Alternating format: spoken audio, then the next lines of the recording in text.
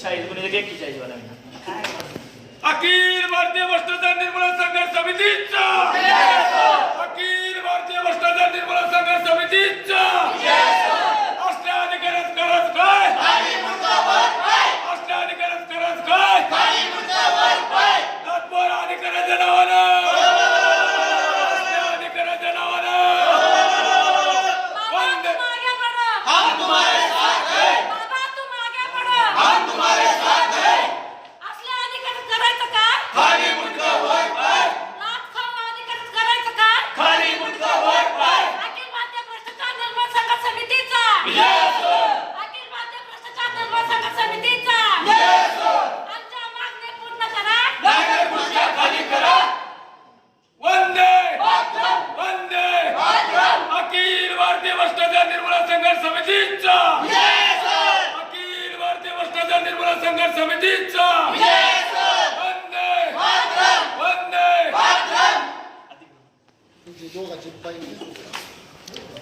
आज इथं तुम्ही का आंदोलन करता आहात? आज जे जलसंधारण विभागातर्फे डीपीडीसीचे कामं मोठ्या प्रमाणात झालेली आहेत. डीपीडीसी आणि पीएम केसवाल ह्या योजनेतनं धाराशिव जिल्हा, परंडा जिल्हा, भूम जिल्हा, वाशी जिल्हा किंवा तुळजापूर तालुका ह्या तालुक्यात एवढ्या मोठ्या प्रमाणात बोगस कामं केलेली आहे आणि अधिकारीच गुत्तेदार झालेला आहे. अधिकारीच गुत्तेदाराकडनं कामं घेतो संगणमतानं आणि अधिकारी गुत्तेदाराकडून किती टक्केवारी घेतो हे रेकॉर्डिंग सहित आमच्याकडे आहे.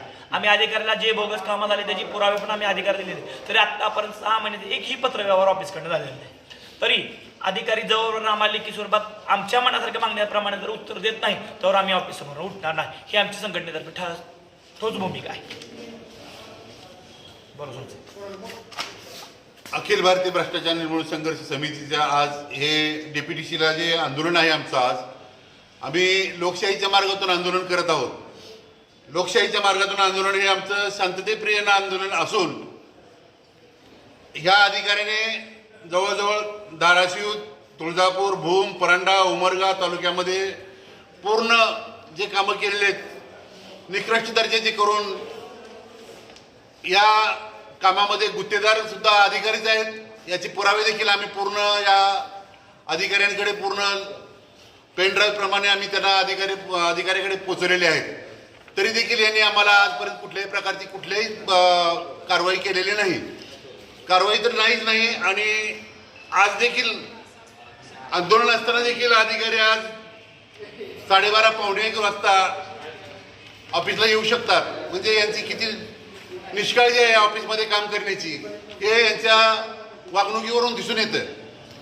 आणि ऑफिसला या गुत्तेदारीशिवाय दुसरा धंदाच नाहीये. सरकारचा पैसा आहे, जनतेचा पैसा सरकारकडून मिळतो आणि हे लाचखोर भाडे हातात घेऊन खातात. यांच्या तोंडाला काळं फसल्याशिवाय यांची गाडवावर बसून वरात काढली पाहिजे. हे अधिकारी त्या लायकीचे आहेत.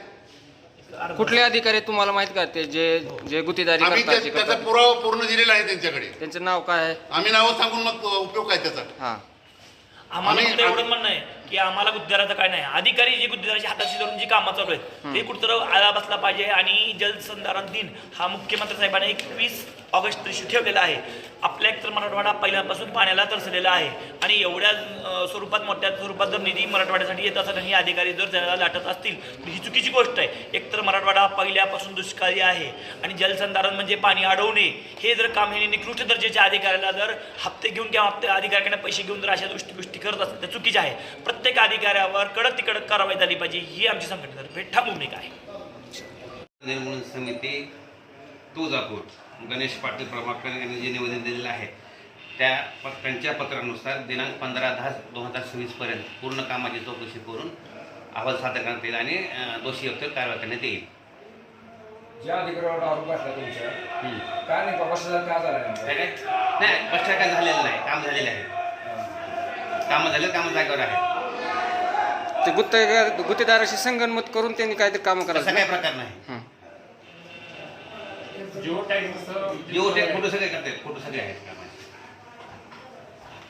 कुठल्या प्रकारचा भ्रष्टाचार झालेला नाही. उपोषण ठिकाणी आंदोलन ठिकाणी तुम्ही भेट दिली, आता त्याची मागणी काय नाही, काम देते नाही काय चौकशी करा म्हणून सांगितलं.